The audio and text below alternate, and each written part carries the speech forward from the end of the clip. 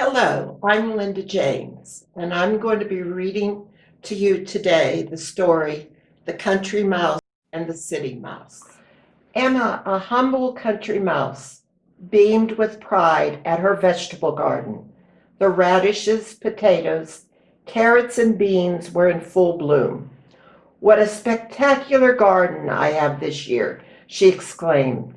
I must invite my cousin Henry from the city to join me for a grand harvest feast.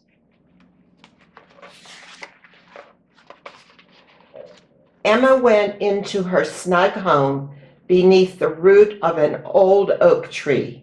She sat down at her desk and wrote her cousin a letter.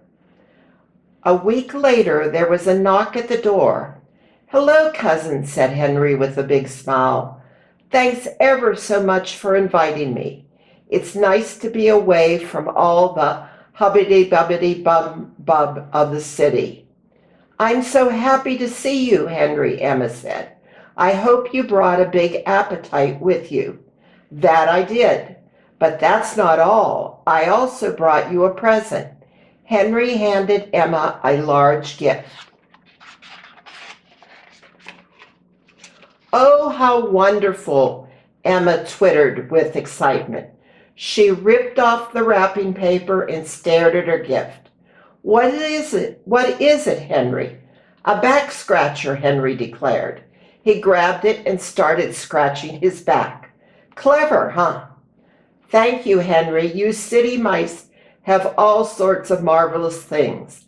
I can't even imagine, said Emma. You must be hungry after your journey, Emma said. Dinner's coming right up. My 4 favorite words, said Henry, licking his lips. Emma set down large steaming bowls of freshly cooked vegetables on the table. The 2 mice cousins enjoyed a delicious meal. Your fresh vegetables and clear country air make me so happy as a mouse in a cheese shop, Henry said.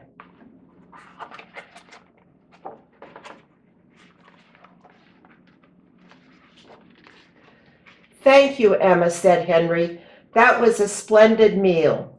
Now for dessert. Dessert! Oh no, Emma exclaimed. I meant to pick a big basket of fresh berries, but then I started cooking and forgot all about dessert. Emma looked around her kitchen frantically for something to serve. She spied a parsnip and picked it up. Henry, dear, wouldn't you like some parsnips for dessert? She asked hopefully. Parsnips, Henry laughed, are not for dessert. Why don't I run to the corner store and get us something sweet? The what? Emma gazed at him curiously. The corner store. Don't tell me you don't have a corner store. No, cousin, Emma giggled. Here in the country, we grow all our food. I thought gardening was just a hobby, said Henry. Grow your own food? I couldn't do that. The only thing I would grow is hungry. I should have brought something from the city, said Henry. We have the most wonderful desserts you've ever tasted. Henry jumped up. I know. Why don't you come with me to the city for dessert? Really? Emma asked. Really, Henry replied.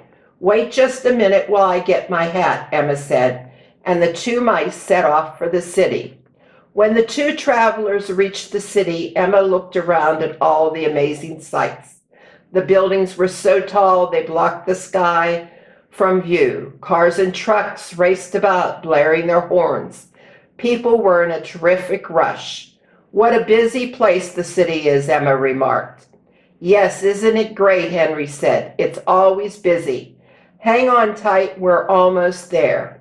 Henry drove down crowded streets and alleys until they came to a 3-story townhouse. This is my home, cousin, Henry said. Oh, Henry, it's glorious. Emma was enchanted by the look of his stately building.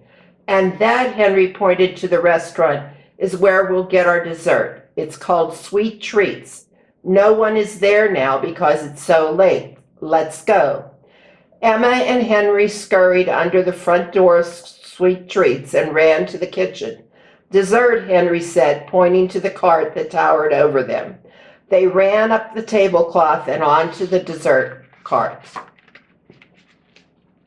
The cart was filled with the most colorful, fancy foods Emma had ever seen. There were layer cakes, pink frosted cakes, cupcakes, chocolate eclairs, cheesecakes, and pies of all kinds. There, Henry declared, that was worth the climb, wasn't it? Emma nodded, amazed and out of breath. Don't just look, cousin. Eat, eat, eat away. Henry dug into a cheesecake decorated with raspberries. Emma scooped out a chunk of layer cake and nibbled. She had never experienced anything like this before. She was dizzy with delight. Oh my, she said. I told you, Henry smiled. The city is the best. Suddenly they heard a loud meow. What was that? Emma nearly jumped out of her mouse fur. That's the cook's cat, Pierre. We'd better run before he catches us in here. They scrambled down to the floor, but there was Pierre waiting for them with sharp claws and bared teeth. Run, yelled Henry. Pierre swiped a paw at them as they dove under the stove. The back door, Henry gasped for breath. We have to make a run for it. Ready when you are, cousin. Emma and Henry dashed out from under the stove, but Pierre flew through the air. His paw landed on Emma's tail. She was trapped. Help, cried Emma. Emma looked up into the big, glowing eyes of the cat. Slyly, the cat smiled as he raised one paw over Emma's head. Suddenly, Henry leaped through the air, grabbing onto the cat's whiskers, and began swinging back and forth. Pierre yowled. He lifted his paw to swipe at the little mouse who was causing him such great pain, and Emma was free.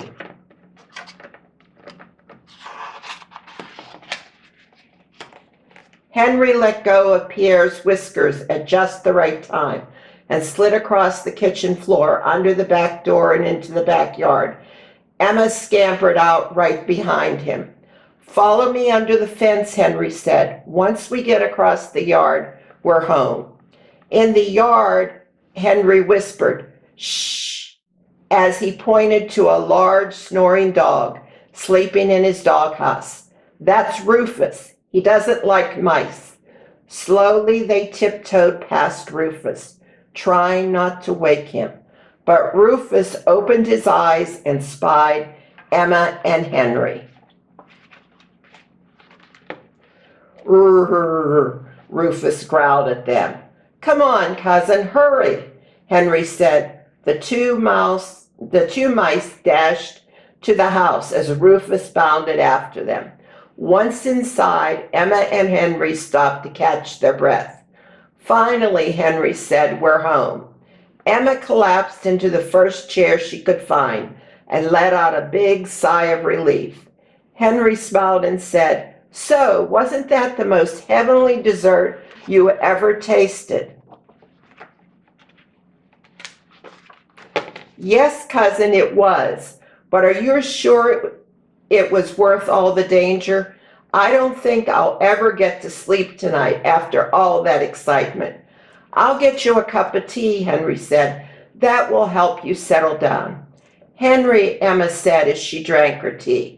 The city life is exciting, but it isn't for me. I prefer the country, where a mouse can eat in peace. I understand, Henry said. The city is not for everyone, but I love it, and I love the country. Do promise me, dear Henry, Emma said, taking him by the paw, that you will come to my house next autumn when my vegetables are once again tall and beautiful. Of course I will, Emma, and next time I'll bring dessert. Now I'll take you home.